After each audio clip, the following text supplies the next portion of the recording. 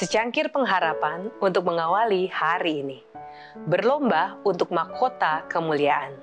1 Korintus 9 ayat 24 mengatakan, "Tidak tahukah kamu bahwa dalam gelanggang pertandingan semua peserta turut berlari, tetapi bahwa hanya satu orang saja yang mendapat hadiah."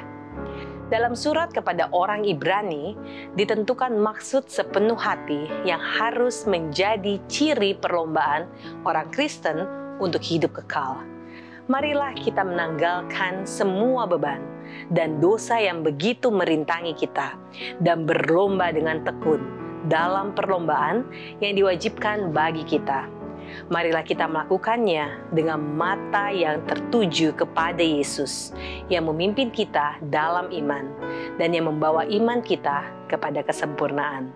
Ibrani 12 ayat 1 dan 2. Cemburu, kebencian, sangka-sangka jahat, berbicara yang jahat, loba, inilah beban yang orang Kristen harus tanggalkan kalau ia mau berlari dengan berhasil dalam perlombaan yang kekal.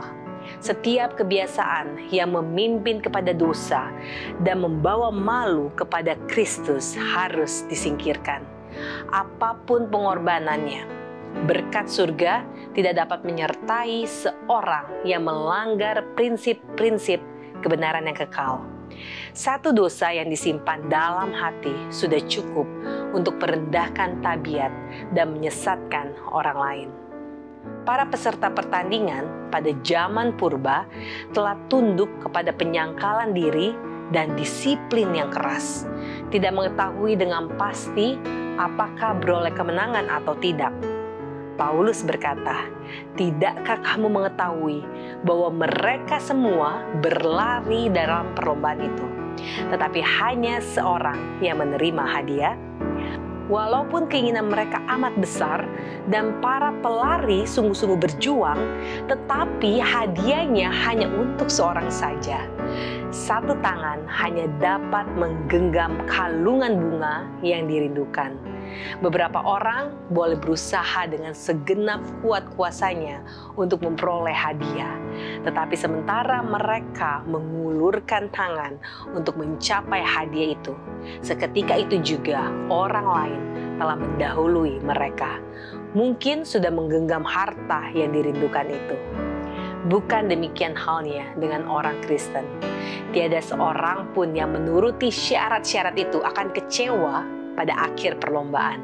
Tidak ada seorang pun yang tekun akan gagal untuk mencapai sukses. Perlombaan itu bukan hanya untuk orang yang tangkas atau cepat, atau bukan hanya peperangan untuk orang kuat.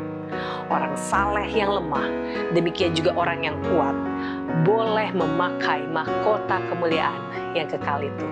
Semua orang boleh mendapat kemenangan melalui kuasa karunia ilahi dengan membawa kehidupan mereka sesuai dengan kehendak Kristus.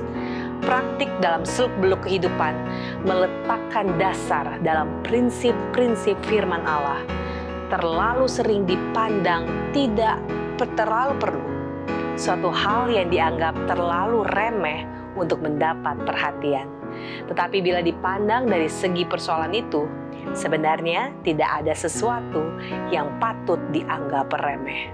Saudaraku yang kekasih di dalam Kristus, tiap-tiap tingkah laku dapat menolong atau menghalangi dalam skala yang menentukan pada kehidupan yang menang atau kalah. Upah diberikan kepada mereka yang menang akan sebanding kepada kekuatan dan kesungguhan dalam perjuangan yang mereka lakukan.